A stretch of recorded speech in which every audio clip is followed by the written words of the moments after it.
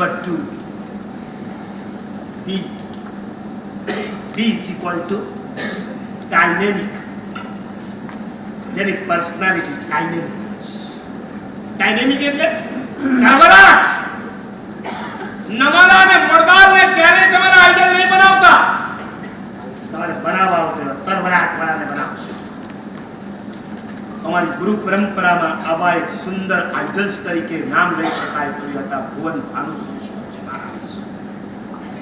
80 વર્ષની ઉંમરે તેઓ 28 વર્ષ જેવા નવજવાન હતા. જોયા છે? કેટલા જણા જોયા છે?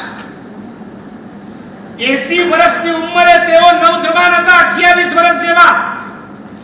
જીવનમાં 70 વર્ષની ઉંમરે એમને વર્તમાન તકની 108 પૂરી કરી, જેમાં એમને વિહાર કરવાના, વ્યાખ્યાન કરવાના, રાતના 12 થી સવારે 4 વાગ્યા સુધી પૂનમના ચાંદનીની નીચે તેઓ લખતા. જેઓની ઊંઘ ઓછી હતી, જેઓનો પ્રમાદ ઓછો હતો, જે ડાયનેમિક પર્સનાલિટી હોય ને એ શાંતિથી ક્યારે બેસી જ ન શકે, એ સક્રિય હોય છે, એક્ટિવ પર્સન. તમારી વાત કરું, એ બાપુ એના દીકરાને લઈને આવ્યો, મને કે મહારાજ સાહેબ ઉઠતો જ નથી સવારે 8 વાગ્યા સુધી. એવું કેમ ભાઈ, આટલું બધું સુવાય? મને કે પપ્પા ખોટું બોલીશ. શું?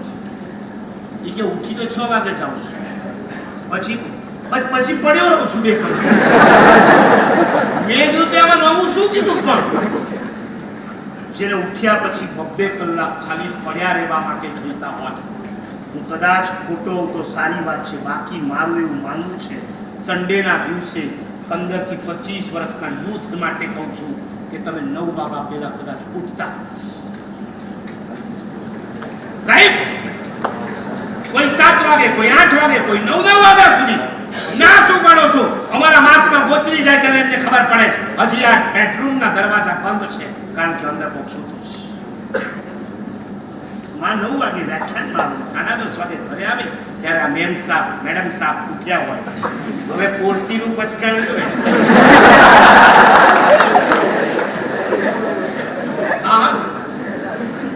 ઉઠીને પોરસી આવી છે, હજી હું ને 4:30 પોરસી આવી છે. શરમ ના આવે કે સન્ડેનો દિવસ હોય, આપણી માં રસોડાની અંદર 24 અવર્સ મલ્ટીપ્લાય 7 ડેઝ કામ કરતી હોય તો એક સન્ડેનો દિવસ એવો છે કે આપણે આપણી માને મદદ કરી શકીએ.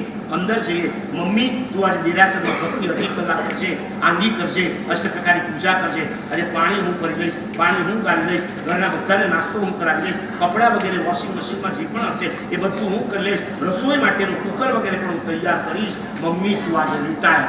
મમ્મી રિટાયર થાય છે, બા નહીં, મમ્મી રિટાયર થાય. સન્ડેના દિવસે મમ્મીને રિટાયર. પણ ક્યારે બને? If you die please. છે તરવરાટ. તમે આમ જો બગાસા ખાવાનું ચાલુ કરો ને આ કરો ને તો હું મારું એ બધું ડાયનેમિક છે ને સ્ટેટિક થઈ જાય. તમારામાં તરવરાટ હોય તો મારામાં આવશે ને. 108 ઓળી જે મહાપુરુષ કરી શકે, શિબિરની અંદર ઓળી કરીને રોજના 7-7 કલાક એક જ વ્યક્તિ પ્રવચન આપે, સાંભળી શકે એ હતા ભુવન ભાનુસુરી મહારાજ. લગાતાર 25 વર્ષ સુધી આ મહાપુરુષે 21 દિવસની શિબિર સમર વેકેશનમાં કરી અને એમાં 7-7 કલાક પોતે એકલા બોલતા અને પોતે શું કરતા? પોતે વર્તમાન તપની ઓળી કરતા. અમારા ગુરુદેવ કહેતા કે અમારા ગુરુદેવ એટલે કે એમના ગુરુદેવને એમણે જોયા છે કે તેઓ ગરમ પાણીના કોગળાઓ કરે, ગળું સાફ કરે અને પાછો 1.5 કલાક આવે, ફરી પાછા જાય, મીઠાના પાણીના આંબેલ કરવા બેસે ત્યારે કોગળા કરે, પાછું અડધા કલાકમાં આંબેલ કરે અને પાછા તમારી સામે આવે. તમને સુધારવા માટે આ મહાપુરુષોએ પોતાની પર્સનાલિટી ડાયનેમિક બનાવી.